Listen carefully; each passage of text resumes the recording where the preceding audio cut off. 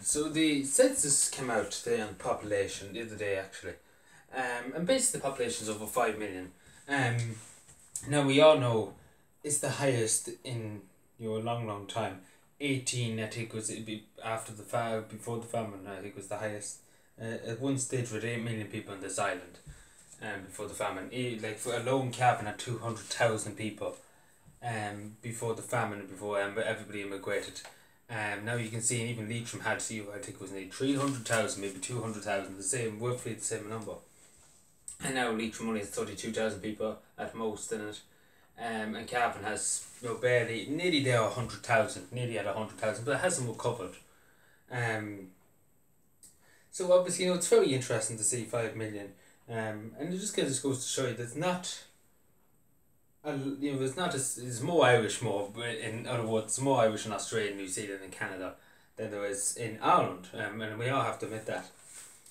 So 4.3 million are ethnic Irish, 87.1% of the population. We have nearly a million non-Irish nationals, 645,000, which is a lot. Pension age over 65 is 742,000. So obviously migrants returning to Ireland. So they're saying Irish nationals returning to Ireland. For April 2021 is 30,000. This is before probably April 2021, I think it is. So before that, and obviously nationals leaving 200,000 Irish people left to go to other countries, and 30,000 came back, which I don't believe when I see it.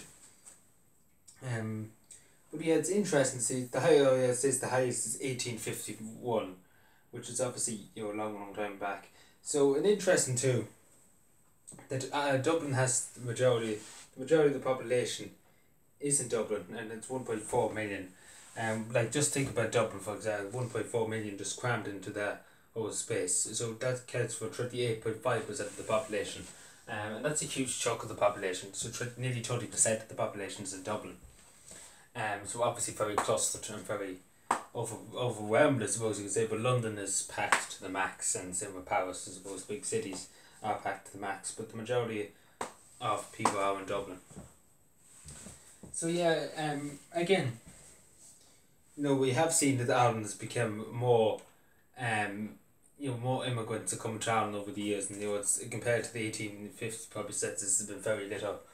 There's obviously quite a difference. The amount of people that's from from other countries, Egypt, Afghanistan, and Siberia. Well, no, not Siberia, but Serbia.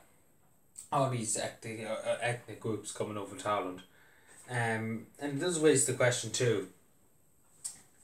On is this who's here that we don't know that's here, and that's what I want to know too, because it could be way over, nearly a million at the most people that are unaccounted for. They say 17,000 people, which is a huge chunk of people to be unaccounted for, unaccounted for in the Irish population, and do not have really do not have not have recognition of being here, and that's really the thing. And they shouldn't be here to be done. They should either go with the system, or they shouldn't be here. And that's the that they shouldn't find the legal ways of coming into the country.